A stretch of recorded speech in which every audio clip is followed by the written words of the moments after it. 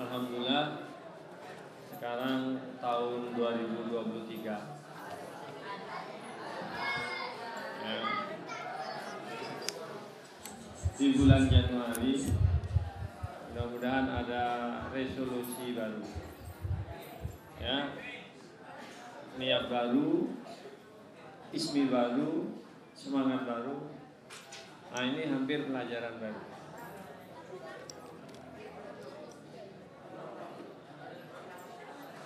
Ya. Kita buka surat An-Nisa ayat 153. Di bukunya halaman berapa?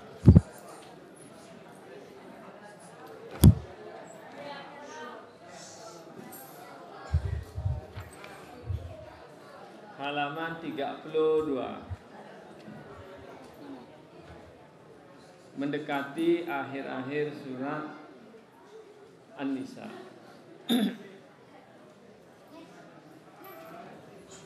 Ya. Surat An-Nisa artinya membangun keluarga. Ya, dalam kehidupan ini untuk melawan semuanya hendaklah membangun keluarga. Kalau ada orang cukup dengan LGBT itu salah, karena dia tidak melangsungkan keturunan. Baik keluarga kecil maupun keluarga besar. Keluarga kecil namanya usrah, keluarga besar namanya umat. Tantangan terbesar kemarin adalah munafik. Di Indonesia munafik ini banyak. Nah, tantangan yang gak kalah berat adalah ahli kitab. Siapa ahli kitab? Nah ini di halaman 32 Allah menginformasikan ayat 153 sampai 162. Satu, realita yang ke-10 realita ahli kitab. Di sini Yahudi. Yang berikutnya Nasrani. Ya, yang 12 itu Nasrani. Apa? Menanyakan Rasulullah SAW. Jadi Yahudi itu bertanya. Bertanya untuk apa? Nah itu, kalau antum bertanya model Yahudi, cilaka. Nanti kita baca ayatnya.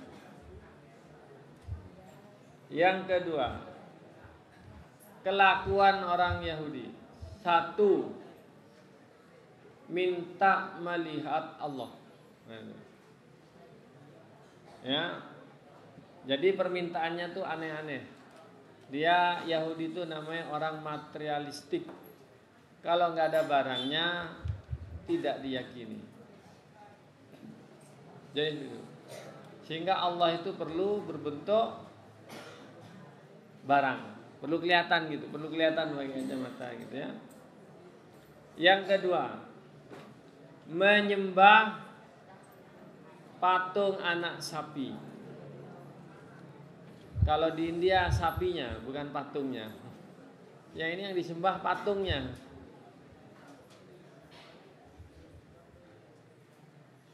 Yang ketiga, di Bukit Tur Sinai.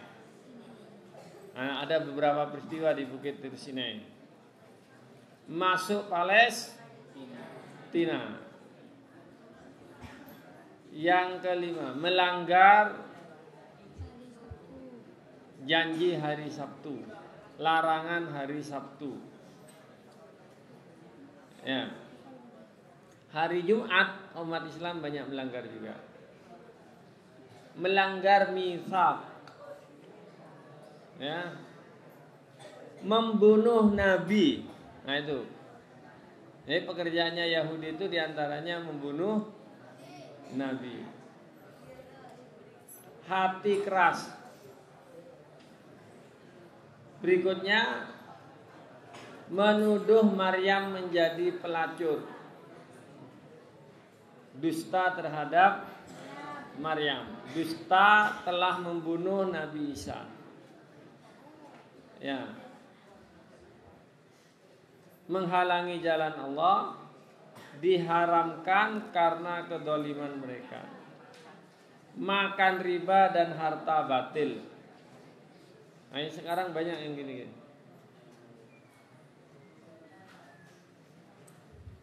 Ada banyak itu, nggak tahu ini mau dibaca sampai mana. Kita buka ayatnya. Yas'aluka, ya, ahli kitab Yahudi, ahli kitab ini namanya orang Yahudi, bertanya kepada Nabi. Pertanyaan itu ada macam-macam. Satu, kalau antum berangkat tur dakwah, pertanyaan itu bermacam-macam. Satu, pertanyaan orang yang ingin tahu. Cirinya ya, pertanyaan itu adalah apa? Dia menceritakan pengalamannya, lalu meminta fatwa. Benar tidak yang akan saya lakukan? Itu namanya bertanya sungguhan. Yang kedua, pertanyaan untuk ngetes. Ya, sudah tahu, nanya. Pertanyaan untuk ngetes. Kalau ada yang bertanya begitu, antum nggak harus menjawab. Bisa pertanyaannya dikembalikan lagi kepada orangnya. Nah, yang paling berat adalah pertanyaan membangkang. Pertanyaan ingin menjatuhkan. Biasanya cirinya membawa pendapat orang yang dianggap lebih hebat dari antum. Sampian bilang ini, tapi menurut ini, menurut itu, menurut ini, gitu. Berarti orang itu otaknya nggak nol gitu. Nanti tenang-tenang aja cara jawabnya. Tapi anak muda biasanya emosi gitu-gitu. Ya, tenang-tenang, itu dia bukan tidak ngerti tapi sedang mau.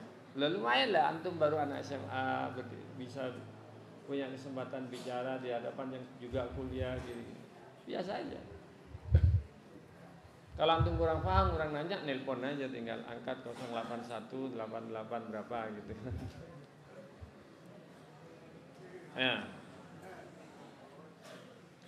Ya, jadi pertanyaannya ahli kitab ini untuk apa? Untuk membangkang, bukan untuk beriman. Pertanyaannya itu karena tidak mau beriman, dia pura-pura nanya. Coba antum nanya Kristen. Kalau yang orang Kristen, Yesus itu diangkat jadi Tuhan sejak kapan? Pertanyaan itu bukan kita mau mengimani Nabi Yesus gitu. Kan Nabi Isa itu lahir anak-anak, ya, lalu besar, sampai meninggal, Yesus itu belum jadi Tuhan.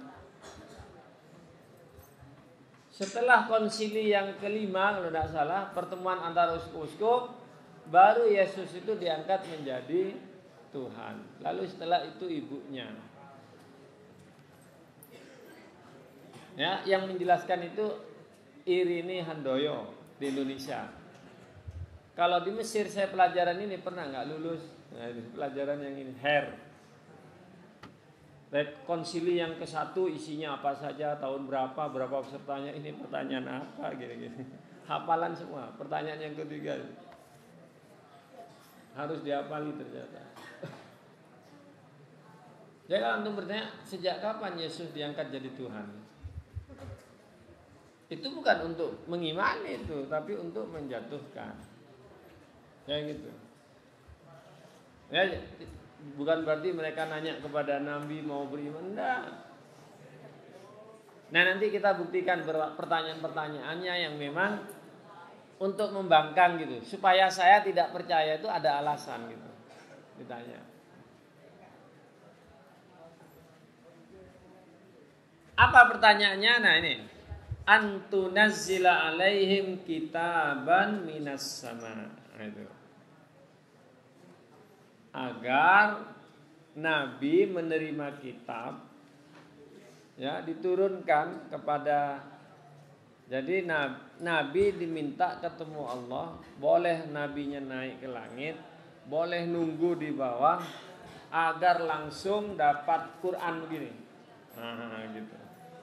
Langsung begini. Karena dulu Nabi Musa dapat langsung dari langit. Ketika Nabi Musa naik ke Bukit Tur Sinai, maka Nabi Musa langsung dapat prasasti gini. Batu ada tulisannya langsung dari Tuhan, kenang-kenangan. Ya. Prasasti itu kalau di jembatan ada batu, ada tulisannya itu, tanda tangannya Pak Jokowi, tanda tangannya itu. Nah itu Nabi Musa dapat itu, dibawa turun. Katanya kamu Nabi, mana buktinya? Ini, saya baru ketemu Tuhan tadi gitu. Ini aja buktinya.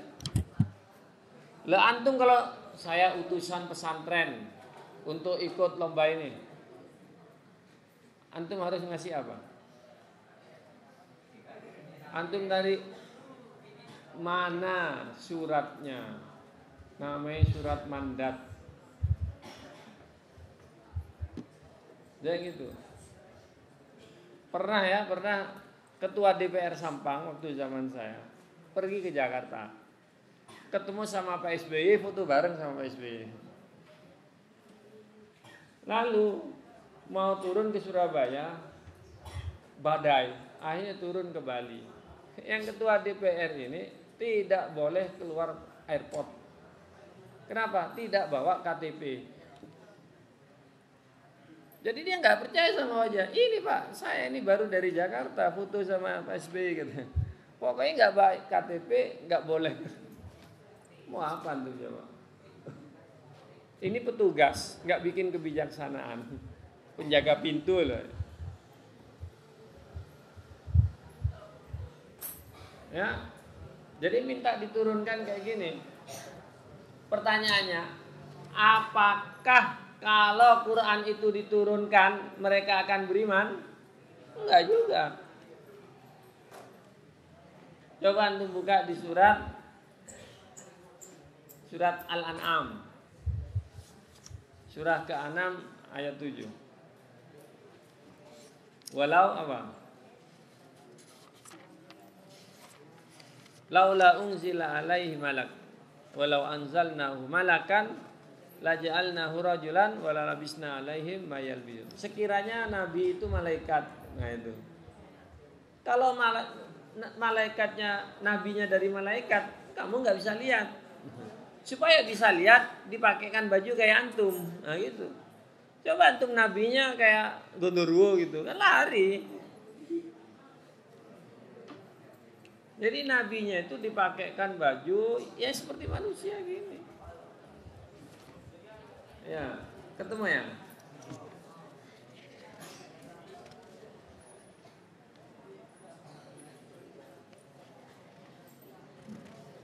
Ya. Laula unzila alaihi malak. Permintaannya gitu di antaranya orang kafir ya.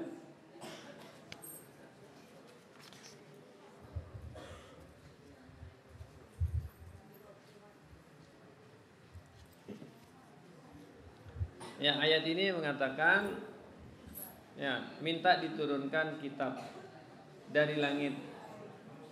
Padahal lihat, waqad sa'alu Musa akbar min dalika.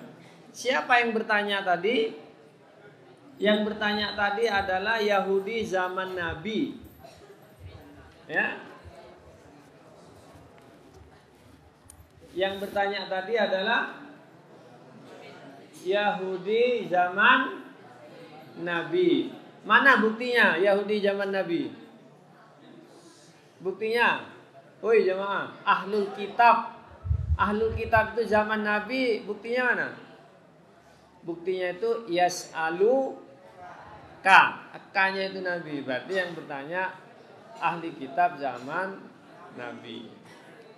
Tapi jawabannya ini, waqad sa'alu Musa akbar min dalika. Langsung Allah mengingatkan kepada bapak-bapak mereka. Ya, yang baca Quran belajar cara mengartikannya. Jadi padahal bapak-bapak mereka dulu, kenapa disebut bapak-bapak mereka dulu? Bertanya kepada Nabi Musa akbar min dalika. lebih besar daripada itu. Satu ya. Ini ingat, satu pertanyaan untuk membantah, untuk mokong. Yang kedua, Allah menyamakan watak Yahudi zaman Nabi Musa dengan zaman Nabi Muhammad. Waqad sa'alu, mereka juga dulu pernah nanya yang aneh-aneh. Yang ketiga, ini hiburan buat Nabi Muhammad. Paham ya?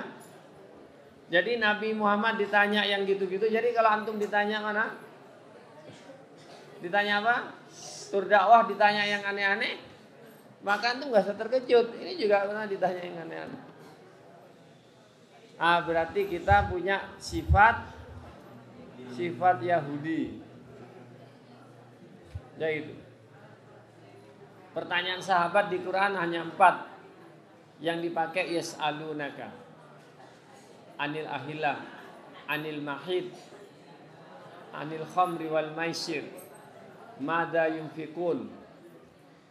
Pertanyaannya di 4 ayat.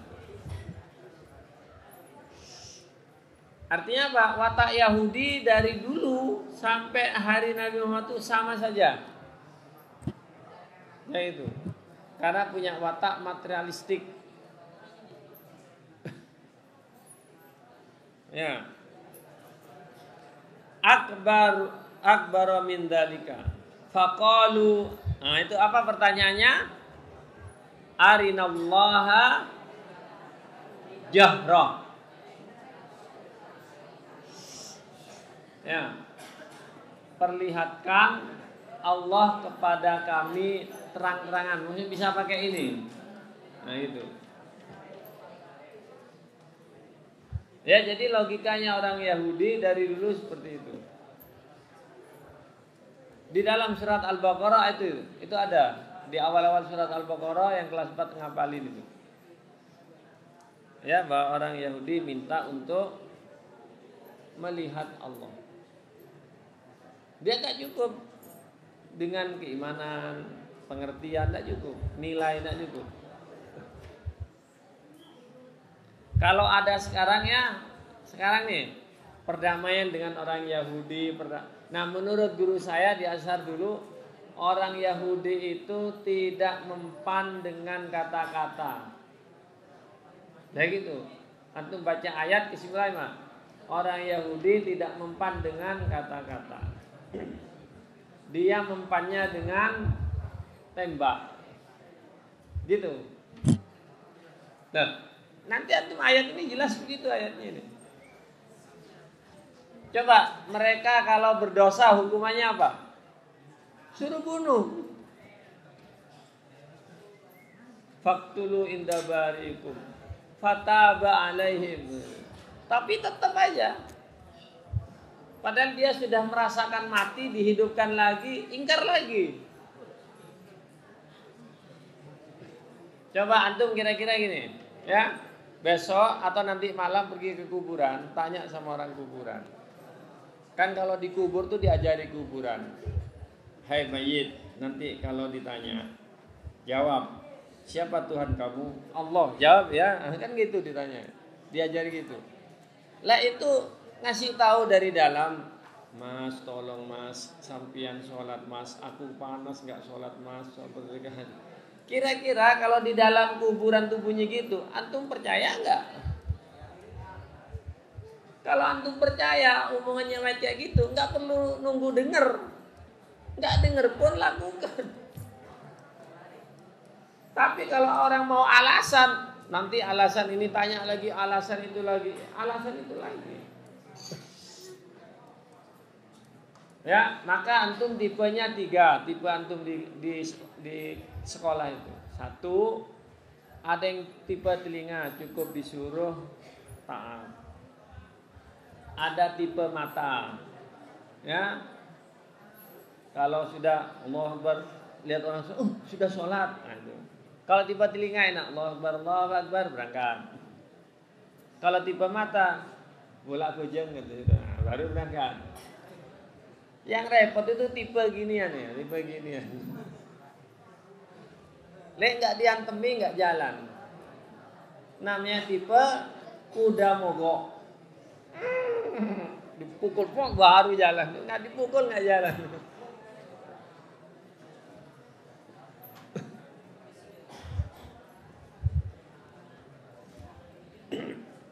Fa'ahadat humus sa'iqatu bidzulmihim. Lalu karena dia bertanya seperti itu ya, orang Yahudi bertanya minta melihat Allah, hukumannya apa?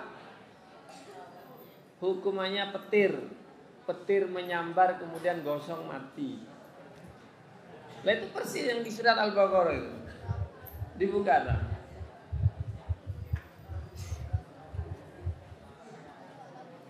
Ayat berapa Al-Baqarah? Al-Baqarah itu untuk menguatkan. Karena kita hafal. Ya.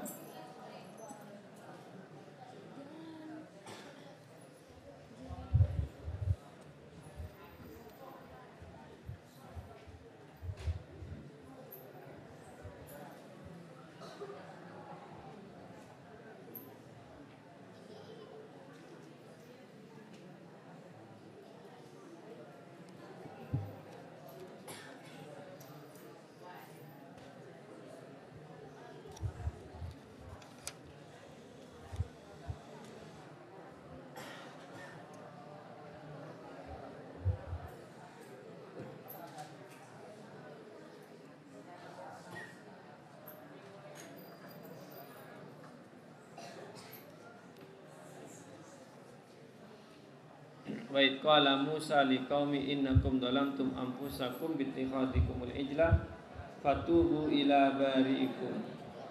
Ya. Bertobatlah kepada Tuhan kalian. Cara bertobatnya apa? Ayat 54. Al-Baqarah ayat 54. Ayo, cara bertobatnya apa? Faqtulu anfusakum. Tolong kalian bunuh diri kalian. Kayak gitu. Antum cara tobatnya kita gimana? Cara tobatnya kita gimana? Astagfirullahaladzim. Itu kalau mereka model Jepang, harakiri, bukan hara kanan, harakiri. Suruh bunuh. Ya, faqtulu anfusakum.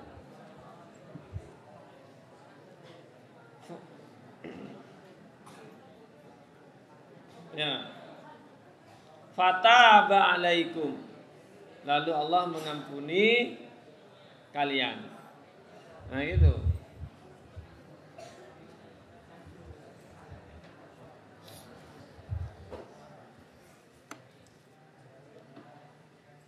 Jadi ini ya cerita Bani Israel mulai dari Mesir.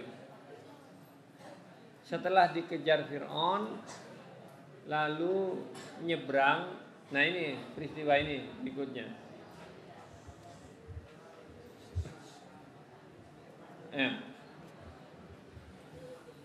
Tsumma takhattumul ijla min ba'di ma ja'atkumul bayyinat.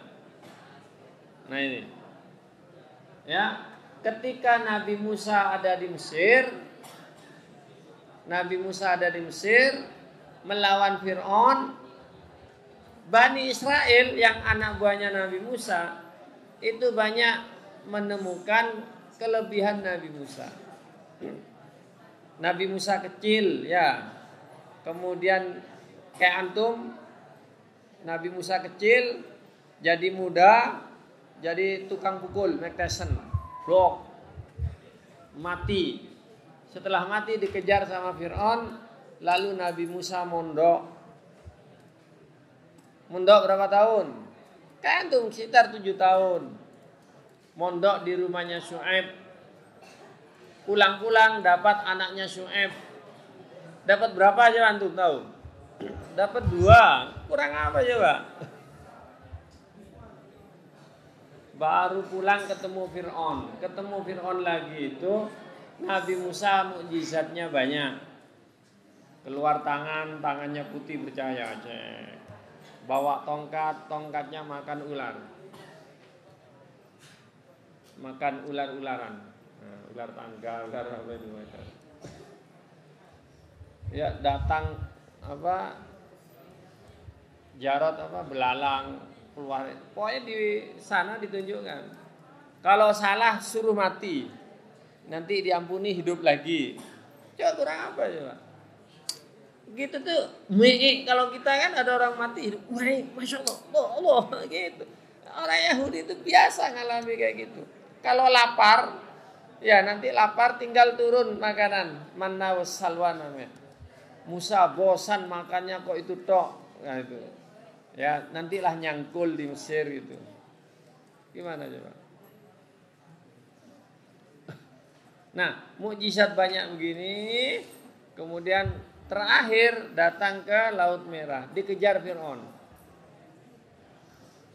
Di depan mata mereka apa? Mereka bisa nyebrang laut pakai suramadu gitu.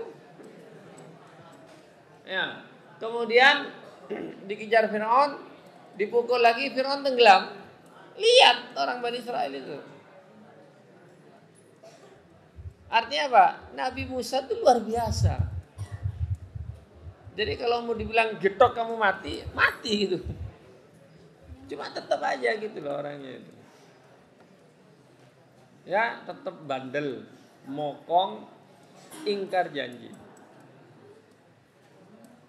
Nah, kalau antum kemarin-kemarin seperti itu, kira-kira antum muridnya gitulah ya.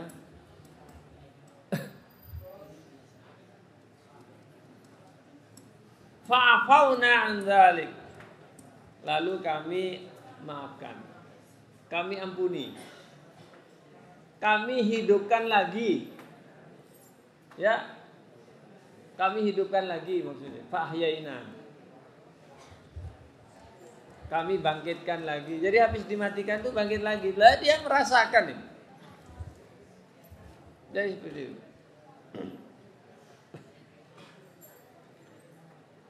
Ya ayat terakhir aja. Kayaknya sudah lama ini. Padahal masih ayat 160. Kalau warnanya loh, warna hijaunya loh. Masih panjang warna hijau.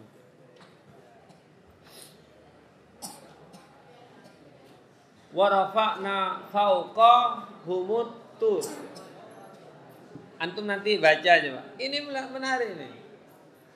Ya. Kemudian Allah Bukit Tur itu diangkat di bawah mereka. Seolah-olah Bukit Tur itu apa? Awan. Jadi dia disuruh masuk kan habis dari mana? Habis nyebrang dari laut. Antum tahu nyebrang laut itu. Permintaannya belum kering. Permintaannya apa? Ya Musa ij'al lana ilahan kama lahum alihah. Jalan ngelihat ada orang nyembah berhala, usul Musa, coba bikinin kami Tuhan berhala. Satu aja, mereka punya banyak gitu. Coba bayangkan coba. Nabi Musa itu nabinya, Bani Israel itu nyuruh Nabi Musa terus. Gitu.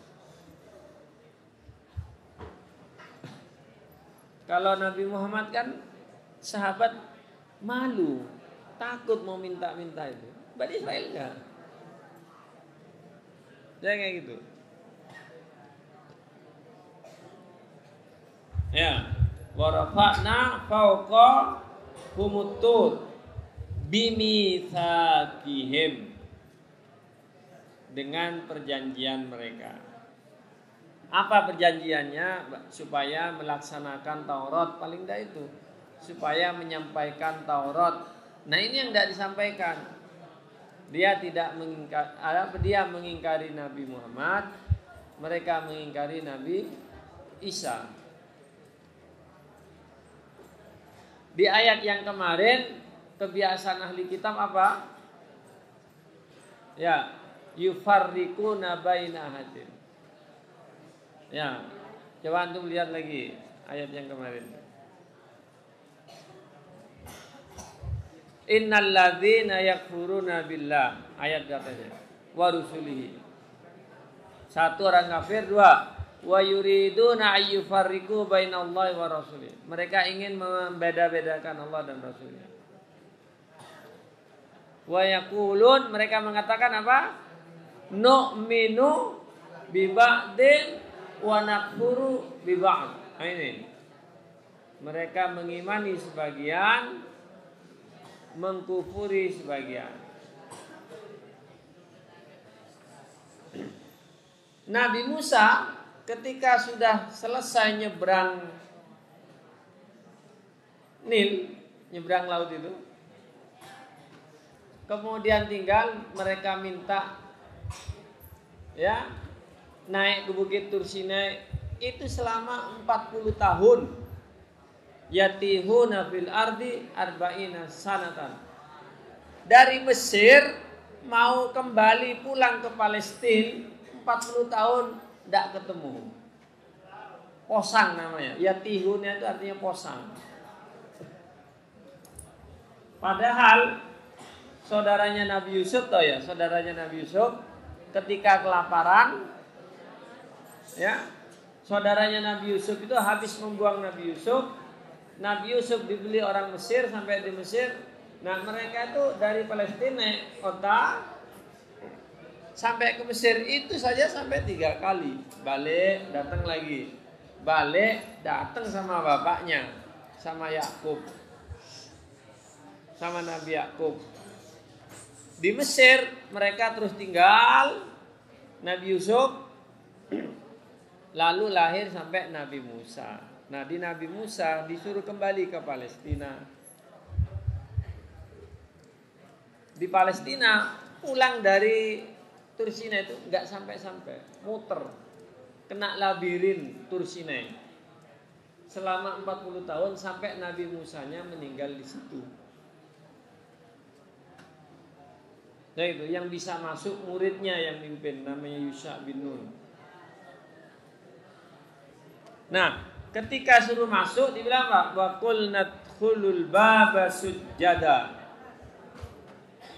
Disuruh masuk pintu Palestina dalam keadaan sujud. Mereka mau. Kenapa? Karena di atasnya ada Bukit Tur Sinai diangkat di atasnya. Sujud. Ya sujud. Kalau nggak sujud nanti jatuh ini. Ya seperti itu. Jadi luar biasa ini orang Bani Israel. Di antara perjanjiannya ini, wa qulna lahum la ta'du fis sabti. Dan kami katakan jangan melanggar peraturan hari Sabtu. Apa peraturan hari Sabtu? Untuk orang sepeken ya, atau orang berantah, orang Tanjung, insya Allah ngerti peraturan ini. Ya, orang Yahudi dilarang mencari ikan di laut hari Sabtu. Kenapa dilarang? Karena hari Sabtu hari libur. Libur untuk ibadah. Kayak gitu. Mestinya orang Islam Jumat ibadah aja. Ya itu. Kita berarti negaranya negara Kristen karena liburnya hari Ahad. Ya itu. Nah, antum perhatikan ya. Kalau hari Jumat jam 10 itu ikan itu banyak kata orang nelayan. Coy, lancar-lancar gitu. Pas sholat Jumat itu. Nah, orang Yahudi gitu. Pas hari Sabtu ikannya gini-gini, ikannya yang keluar-keluar ngeceng gitu. Gitu. Nggak boleh nelayan, nggak boleh nangkap ikan hari Sabtu. Nah, orang Yahudi mikir, akhirnya Jumat malam ditaruh jaringnya. Nah, Sabtu habis, minggunya ambil. Nah, itu ngakali. Dilarang nelayan pada hari Sabtu. Nah itu dilanggar. Nah itu. Wa akhadna minhum mitsaqan ghalidha. Ya. Di antara yang paling kuat mitsaknya ini adalah supaya orang Yahudi melaksanakan Taurat. Melaksanakan Taurat berarti mengimani Nabi Muhammad dan Nabi Isa. Ya, kemarin kita di mantennya itu sebutkan mitsaqan ghalidhan, hanya ada 3. Satu orang Yahudi. Apa artinya mitsak itu? Mitsak. Ghalid artinya kuat, keras. Mitsak artinya sumpah janji. Hati-hati nih. Untuk kelas 5 hati-hati. Karena besok akan melakukan sumpah janji. Mitsak itu artinya al-ahdu al-mu'akkadu bil yamin. Janji yang dikuatkan dengan sumpah. Di Quran mitsaqan ghalidhan hanya ada 3. 1 orang Yahudi, 2 para nabi. Wa id akhadna minan nabiyyina mitsaqahum, surat Al-Ahzab, wa minka wa min Nuhin wa Ibrahim wa Musa wa Isa wa akhadna minhum mitsaqan ghalidha. Jadi diambil sumpah janji. Jadi Nabi itu diambil sumpah janji. Kenapa diambil sumpah janji? Liyas alas, karena untuk pertanggungan jawab. Ini diambil sumpah janji agar Yahudi bertanggung jawab. Antum kapan mengambil sumpah janji? Nah, ketika gini nih. Kapan gini? Nah, qobel tuh nikah wa taswijah. Ah, itu namanya mitsak. Anda sedang bersumpah janji. Ngerti artinya sumpah janji itu? Saya sering jelaskan level 3. Sumpah itu level 3. Level 1 berita, level 2 takkid, level 3 sumpah. Kapan sumpah janjinya? Kelas 5 besok. Hari Senin. Nah ini. Hari Senin. Persiapan. Kepada yang kelas 5 siap. Bismillahirrahmanirrahim. Kami berjanji. Saya berjanji bahwa saya akan melaksanakan tugas-tugas saya selaku ismi. Di samping Anda kalian menyaksikan sumpah janji saya, Allah dan malaikat menyaksikan serta mencatat apa yang saya sampaikan. Kenapa harus disumpah janji? Karena kalian tidak percaya bahwa saya akan mengurusi Anda. Nah gitu. Ngerti sumpah janji? Saya Presiden Indonesia bersumpah, berjanji akan melaksanakan tugas-tugas saya selaku Presiden Indonesia untuk mensejahterakan kalian. Gak percaya? Maka disuruh sumpah janji. Begitu. Mau itu ngurusi orang sahabatnya ini, mau main sendiri apa gitu, nah itu sumpah janji itu ya. Jadi saya kira itulah ya, 2 ayat ingin menyebutkan watak orang Yahudi dari zaman Nabi Musa sampai zaman Nabi Muhammad,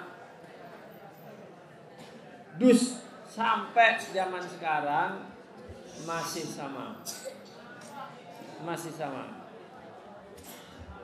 Bedanya apa orang Yahudi dengan yang lain?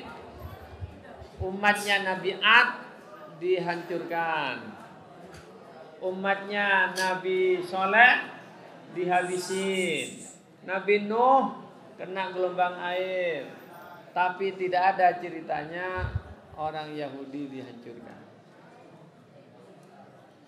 Sekalipun diburu, dikejar, pergi ke Jerman, pergi ke sini katanya. Tapi orang Yahudi tidak habis. Tidak hancur. Sekalipun orang Yahudi itu di dunia jumlahnya sedikit. Orang Yahudi kalau punya anak itu 1, paling banyak 2. Dan lebih banyak yang mandul. Tapi mereka menguasai, mencengkram dunia. Karena ada ayatnya memang begitu.